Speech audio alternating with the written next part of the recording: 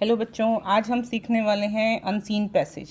आपको पता ही है कि हमारे सिलेबस में जो भी पेपर एग्ज़ाम आप देने जाते हैं उसका पहला सेक्शन होता है रीडिंग पार्ट। और रीडिंग पार्ट में जो सबसे इम्पॉर्टेंट पार्ट या सबसे ज़्यादा मार्क्स वाला पार्ट होता है वो होता है रीडिंग यानी कॉम्प्रिहेंशन, जिसमें क्या होता है, आपको एक अनसीन पैसेज दिया होता है जिसमें से आपको ये फाइंड आउट करना पड़ता है कि कौन से उसमें कुछ क्वेश्चंस होते हैं जो नीचे दिए होते हैं जिसके आंसर्स आपको लिखने होते हैं out of this content only, इस कंटेंट में से ही छांट कर। चलिए शुरू करते हैं। सबसे पहले क्या करना है, जब भी आपके पास अनसीन पैसेज आपके सामने आता है तो आप क्या करेंगे बेटा, सबसे पहली चीज़ आप करेंगे, आप थोरो रीडिंग करेंगे। ये आपका पहला स्टेप होगा। आपको जब भी कोई पैसेज मिलेगा आप पहले उसकी रीडिंग करेंगे। आप सिर्फ ऐसे रीडिंग करेंगे जैसे आपको कोई भी क्वेश्चन को आप मिलता है तो आप उसकी रीडिंग करते हैं। चलिए शुरू करते हैं reading. The culture of nuclear families is in fashion. Nuclear families होती हैं बेटा, वन, जैसे कि आप अपने पेरेंट्स के साथ रहते हो, आप अपनी जॉइंट फैमिली में रहते हैं तो आपके दादा दादी चाचा चाची सब साथ रहते हैं। न्यूक्लियर फैमिली होती है छोटी family. The culture of nuclear families is in fashion. Parents are now often hard complaining about the difficulties in bringing up children these days. आजकल बच्चों को पालने में बहुत परेशानी हो रही है, पेरेंट्स बार बार उनके बारे में बात करते हैं। To much of freedom is in demand. बहुत सारी फ्रीडम चाहिए लोगों को, ये कोई टोका टाकी नहीं चाहिए। टू मच इंडिपेंडेंस, बहुत सारा इंडिपेंडेंस चाहिए। ओवरनाइट पार्टीज़ करनी है। एक्सेसिव एक्स्ट्रा वेगेंसी यानी कि बहुत ज़्यादा फालतू खर्चा करना है। स्प्लंजिंग पॉकेट मनी, खूब सारी पॉकेट मनी चाहिए। नो टाइम फॉर स्टडीज़, कोई स्टडी और फैमिली के लिए टाइम नहीं है। All this a common cry of such families. ऐसी फैमिलीज़ में ऐसी शिकायतें नॉर्मल हैं, ऐसी शिकायतें कई बार सुनाई देती हैं। Are not parents themselves responsible for this pitiful state. क्या पेरेंट्स इस स्टेट के लिए, इस दयनीय अवस्था के लिए खुद रिस्पॉन्सिबल नहीं है? The basic need of a growing youth is the family. जो बेसिक नीड होती है एक बढ़ते हुए बच्चे की वो होती है family. Love, attention and bonding, ये सब चीज़ें अलॉन्ग विद मोरल वैल्यूज़। लेकिन उसके साथ क्या चीज़ें चाहिए? Moral values. एक बड़े इंसान का, एक बड़े बूढ़े का साथ उसकी नैतिक शिक्षा भी उसको चाहिए। One should not forget that charity begins at home. हमें घर पे ही सीखना पड़ेगा कि चैरिटी जो होती है वो घर से शुरू होती है। जो अच्छा काम है वो घर से शुरू करना चाहिए। Independence and individuality both need to be respected. देखिए, ऐसा नहीं है कि आप सिर्फ इंडिपेंडेंस की तरफ देखते रहेंगे तो आप हर चीज़ को गलत बताते रहेंगे। इंडिपेंडेंस भी ज़रूरी है और इंडिविजुअलिटी भी ज़रूरी है। आप अपने आप को ना खोएं और आज़ाद भी रहें, दोनों ही चीज़ें ज़रूरी हैं। In order to maintain the sanctity of the family. Sanctity of the family का मतलब होता है, सेंटिटी होता है बेटा पवित्रता, एक फेद, एक विश्वास, एक यकीन जिसके कारण आप जी रहे हैं। Children today are to be handle with tact. आजकल के बच्चों को बहुत टेक्ट के साथ, बहुत दिमाग के साथ, बहुत नीति के साथ हैंडल करना पड़ता है। In order to bridge the ever widening generation gap, हमेशा बढ़ता रहने वाला जनरेशन गैप को कम करने के लिए। Only the reasonable demands need to be fulfilled. जो सिर्फ रीजनेबल डिमांड्स हैं, जो बहुत ज़रूरी डिमांड है उसको पूरा कीजिए। As there are too many expenses to be met. बहुत सारी चीज़ें, बहुत सारे खर्चे हैं।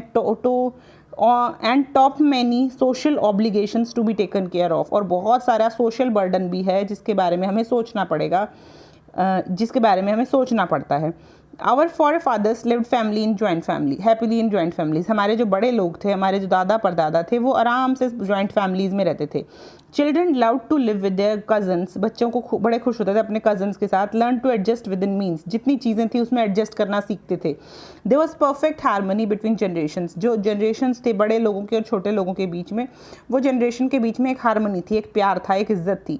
There never existed the concept of old age home. कभी ओल्ड एज होम खुले ही नहीं जहाँ बूढ़े लोगों को छोड़ा जा सके। There was deep respect for the family elders and love and care and concern for the youngsters. बहुत रेस्पेक्ट थी एल्डर्स के लिए, प्यार, केयर, कंसर्न सब कुछ था। Even the minor family differences were solved amicably. जो भी छोटे मोटे घर में झगड़े होते थे उनको बड़ा ध्यान से, बड़ी सुलझता से, सहजता से सुलझा लिया जाता था। ये हमने करी बेटा थोरो रीडिंग। ये होता है आपका पहला पार्ट जिसमें आपको रीडिंग करनी है और समझने की कोशिश करनी है कि ये पैराग्राफ किस बारे में बात कर रहा है। अब आता है स्टेप नंबर 2। स्टेप नंबर 2 में आपको करना है इन क्वेश्चंस की रीडिंग। जो आपके क्वेश्चन है, mention any two major concern common concerns of a nuclear family. एक न्यूक्लियर फैमिली में क्या क्या कंसर्न है, क्या क्या चिंताएं हैं आजकल। जैसे हमने पहली लाइन में पढ़ा था, बहुत सारी difficulties in bringing up children, है ना। ये किसकी वजह से? न्यूक्लियर फैमिली की वजह से। Who according to the passage are responsible for them. कौन रिस्पॉन्सिबल है यहाँ पर? देखो, are not parents themselves responsible for this pitiful state. कौन रिस्पॉन्सिबल है? क्या पेरेंट्स रिस्पॉन्सिबल नहीं है? Explain the expression charity begins at home. ये एक्सप्रेशन क्या है? The basic need of a growing youth, family, love, attention, one should never forget. ये सब चीज़ें क्या हैं? इसी का मतलब है चैरिटी बिगिंस एट होम।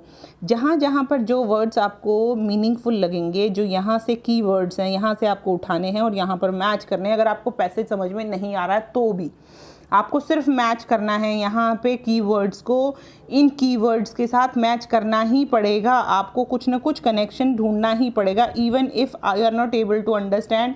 अगर आपको पैराग्राफ में कुछ भी सर पैर समझ में नहीं आता है तो is, am, are, I, you ये तो समझ में आ रहा है, उन चीज़ों को कनेक्ट करिए और एक मीनिंग बनाइए। जैसे कि मैंने कहा the concept of nuclear families in fashion. अगर आपको न्यूक्लियर का मतलब नहीं पता है, बाकी चीज़ों का तो पता है, आजकल न्यूक्लियर फैमिलीज़ का फैशन है, इतना मतलब तो आप निकाल सकते हैं, इतना मतलब भी निकाल लेंगे तो आपका काम चल जाएगा बेटा। Describe the atmosphere in joint families. Joint families में हमने यहाँ बात करी ना, जॉइंट फैमिलीज़ में बहुत आराम से रहते थे, अपने कजन्स के साथ खेलते थे, learn to adjust within means, जितनी चीज़ें थी उसमें एडजस्ट करना सीख जाते थे। Which word in the passage means holiness of life.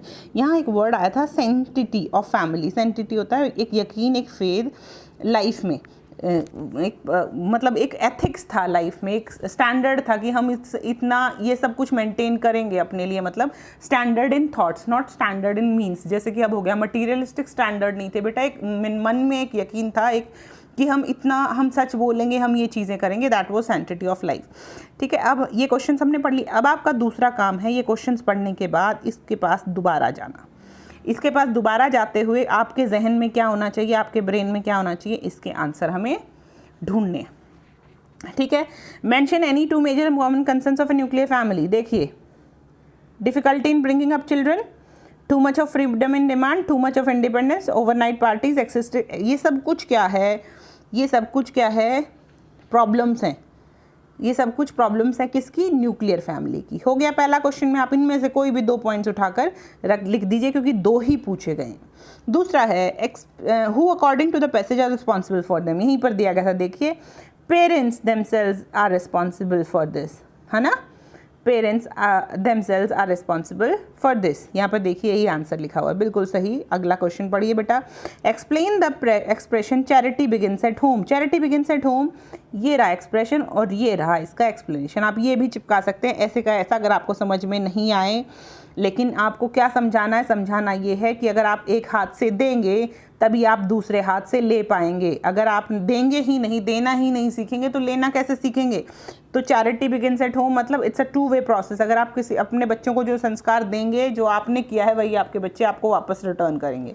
ठीक है, तो यहाँ पर ये आप लाइन चिपका सकते हैं in case you are not able to understand. Otherwise charity begins at home मतलब एनीथिंग हमें पेरेंट्स को ये भूलना नहीं चाहिए कि जो हम करने वाले हैं वही हमारे बच्चे they will follow our footsteps. तो we should do good to make them feel good and do good.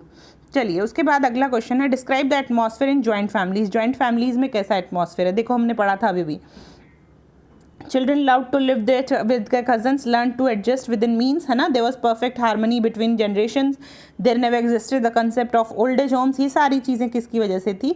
ये सब कुछ था ओल्ड एज, ये सब कुछ था किसकी वजह से? जॉइंट फैमिलीज़ में ऐसा होता था।